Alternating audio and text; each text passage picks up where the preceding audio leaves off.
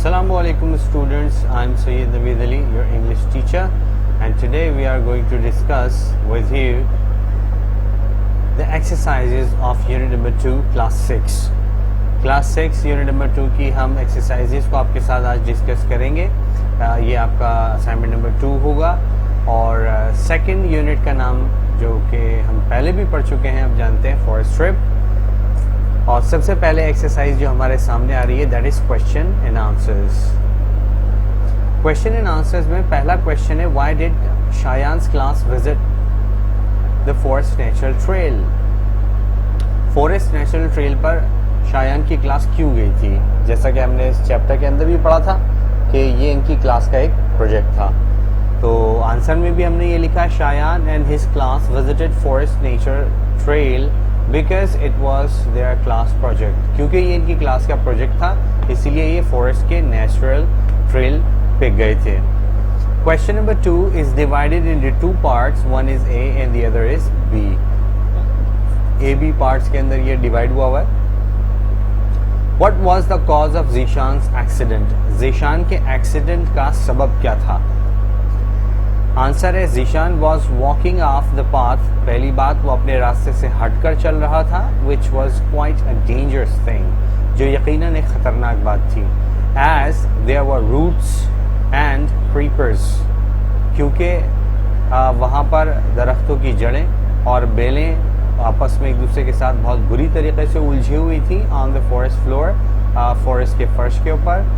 His foot stuck in the root and his ankle twisted. लिहाजा जब वो अपने रास्ते से हटा तो उसका पाँव एक जड़ के अंदर फंस गया बुरी तरीके से और उसे ये पता ही नहीं लगा. जैसे ही उसका पाँव फंसा वो उसको लगा कि वो आराम से चल रहा है, लेकिन उसका पाँव फंस गया था. तो उसने अपना कदम जैसे ही आगे बढ़ाया तो उसका जो टखना था वो बहुत बुरी तरह से उसमें मुड़ गया जड़ के अंदर. Number B, what two effects did accident have on the rest of the class? Class के बाकी स्टूडेंट्स के ऊपर इस छोटे से हादसे का असर क्या हुआ?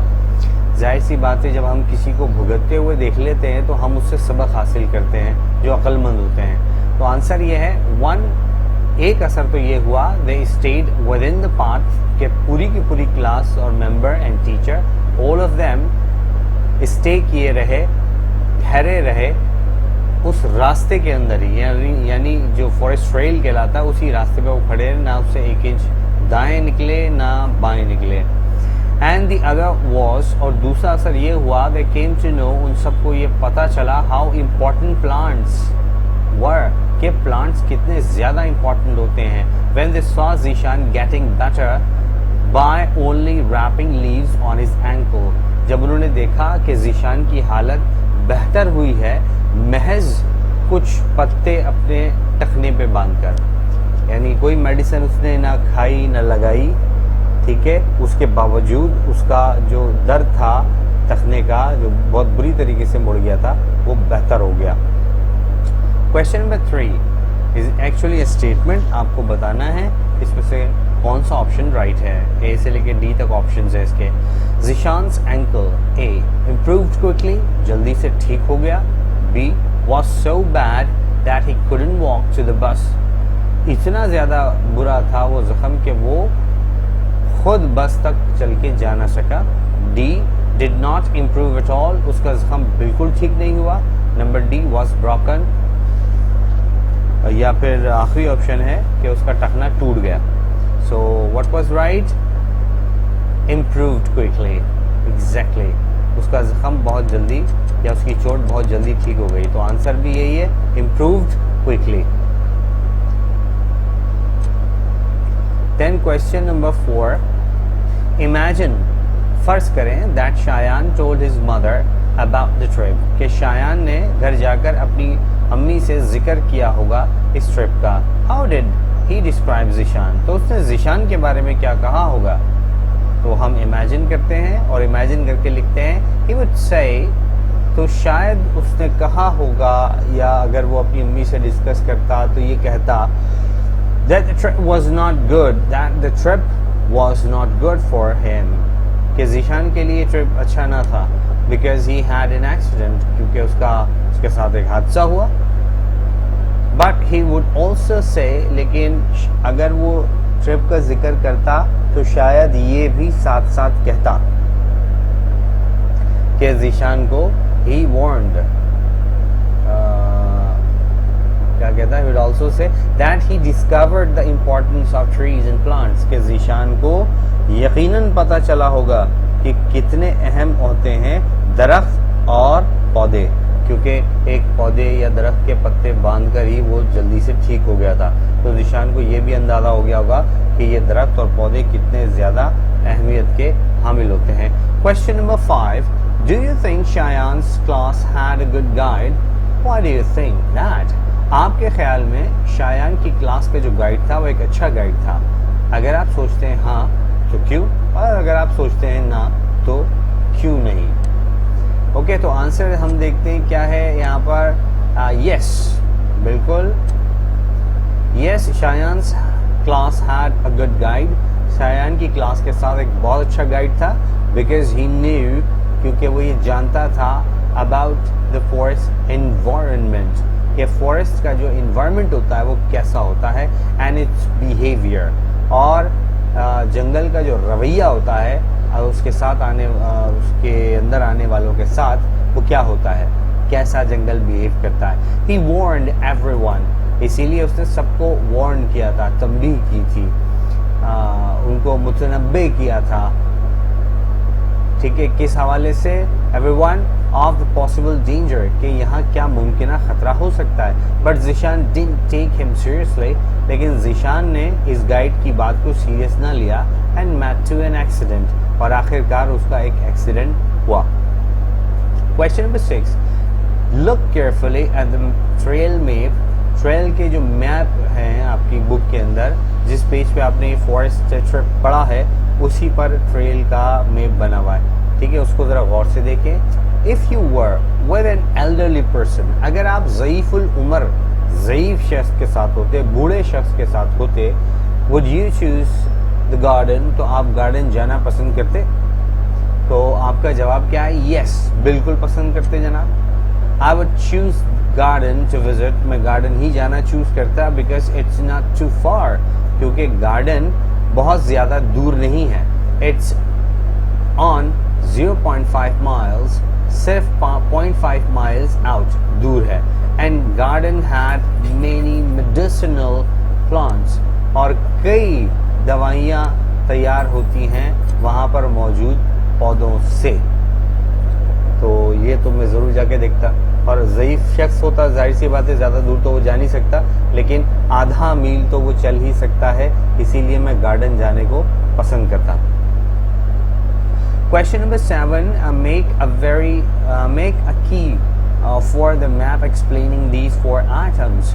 अगर आप देखें इस क्वेश्चन के नीचे 4 चीज़ें बनी हुई है. 1 is a yellow star, and the other is brown line, and the next one is blue line, and the next one is a bench and a tree, green tree, green bench.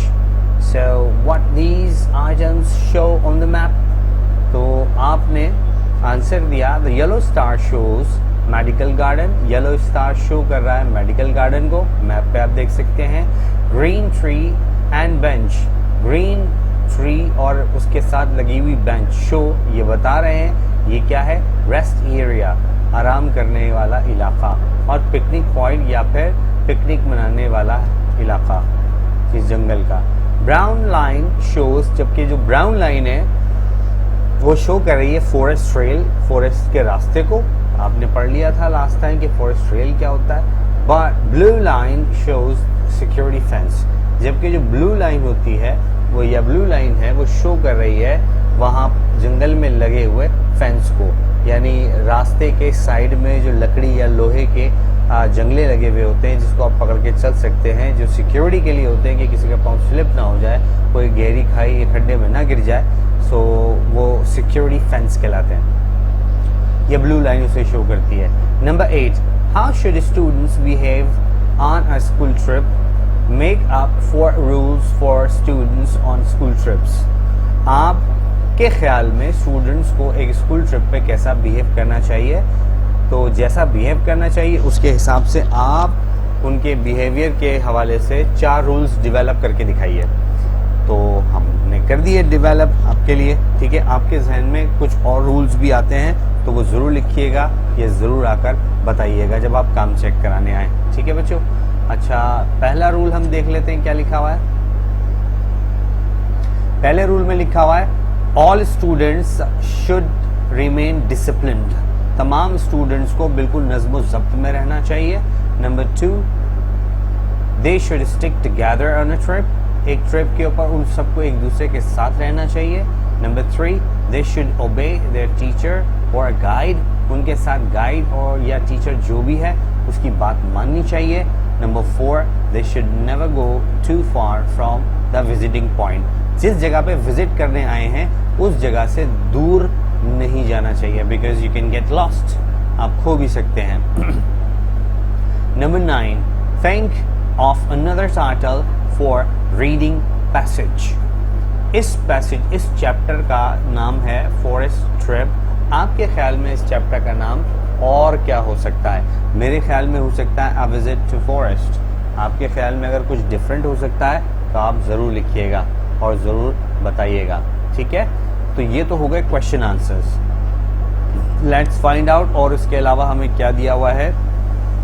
Yes, there is some more work. Find another word और phrase which is similar in meaning to each of the underlined words or phrases below। नीचे जुमलों में कुछ underlined words दिए गए हैं। इन words की जगह पर इन्हीं जैसे मीनिंग वाले कुछ words आपको replace कर देने हैं, ठीक है। आपको यहाँ पर कुछ और वर्ड्स रिप्लेस करने हैं। जैसे पहले लिखा हुआ एंडेंजर्ड, इसकी जगह पे कुछ और लिखना है, बाकी जुमला वैसे ही लिखेंगे।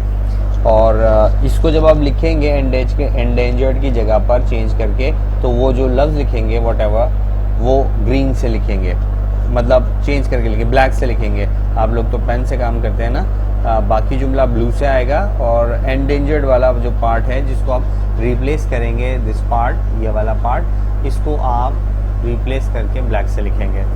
Similarly return, yelping, checked, chatting, noble, hobble, unaided and misbehaves, इन सब को आपने रिप्लेस करना है। वैसे तो मैंने आंसर की दी है, हियर इट इज, लेकिन आप कोशिश करिएगा थिज़ॉरस की मदद से आप इसको खुद से ढूंढें। थिज़ॉरस क्या होती है मैं आपको बता दूं। थिज़ॉरस कैसे आती है, अगर आप कंप्यूटर पे काम कर रहे होते हैं तो एमएस वर्ड की फाइल के ऊपर जो कुछ लिखा होता है आप उसे सेलेक्ट कर लें, ठीक है। जैसे मिसाल के तौर पे आप इंगेज का सेम वर्ड ढूंढना चाह रहे हैं, सेम मीनिंग वाला वर्ड ढूंढना चाह रहे हैं, तो आपने एंडेंजर्ड को क्या किया, सिलेक्ट। उसके बाद आपने शिफ्ट दबा के 7 दबाया, शिफ्ट को दबा के रखेंगे और फिर F7 दबाएंगे, shift F7, shift F7, shift दबा के रखा और फ़ौरन दबा दिया F7, ठीक है। तो साइड में देखें एक थिज़ॉरस खुलेगी, खुल गई थिज़ॉरस, ठीक है। अच्छा, हो क्या गया कि वो गायब ही हो गया था। दोबारा से करते हैं, shift F7, endangered, shift F7, ठीक है। It is not giving, wouldn't find any similar. Endangered में से अगर हम क्या करें,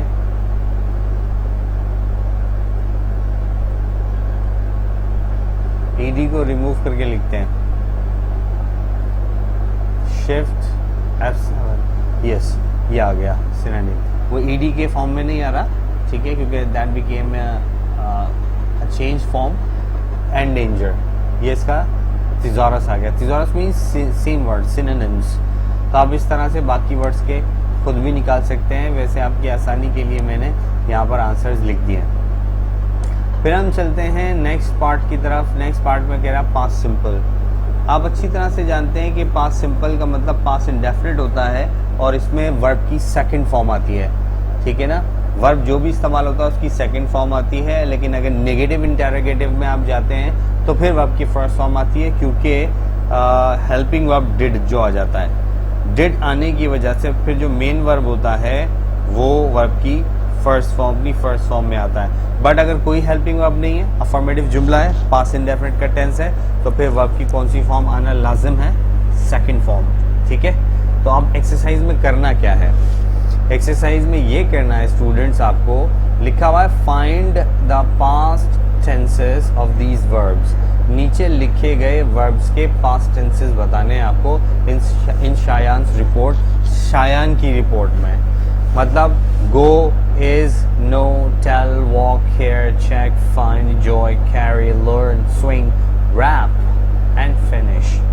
ये इस यूनिट में इस तरह नहीं लिखे हुए, बल्कि ये अपनी सेकंड फॉर्म में लिखे हुए हैं। यानी गो ने लिखा हुआ है वेंट, इज ने लिखा हुआ है was, know, knew, tell, told. यानी ये जो आंसर्स में लिखे हुए हैं इस तरह से आपको वर्ड्स मिलेंगे पैसेज के अंदर, तो आपने वो मार्क करने हैं। सिर्फ बुक के ऊपर आपने उन्हें मार्क कर लेना है पेंसिल से, और कुछ भी नहीं करना, और उन्हें याद करना है। ठीक है, गो की सेकंड फॉर्म होती है वेंट, इस की सेकंड फॉर्म होती है वॉज, नो की सेकंड फॉर्म होती है knew. So this is it you have to do.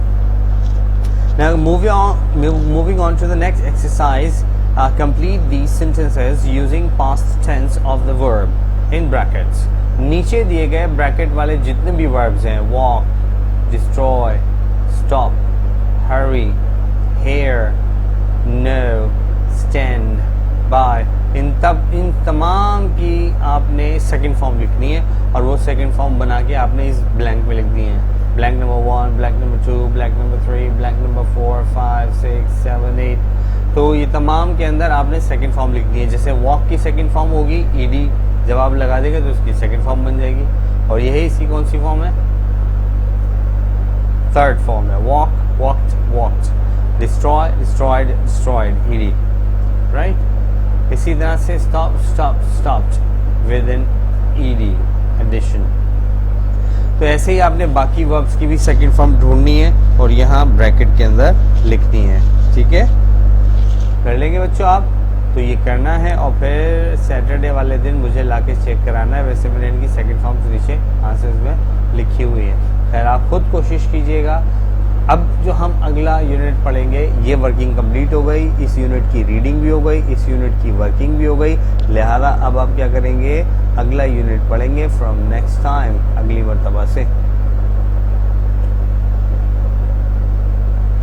Till then, अल्लाह हाफ़िज़, take good care of yourself.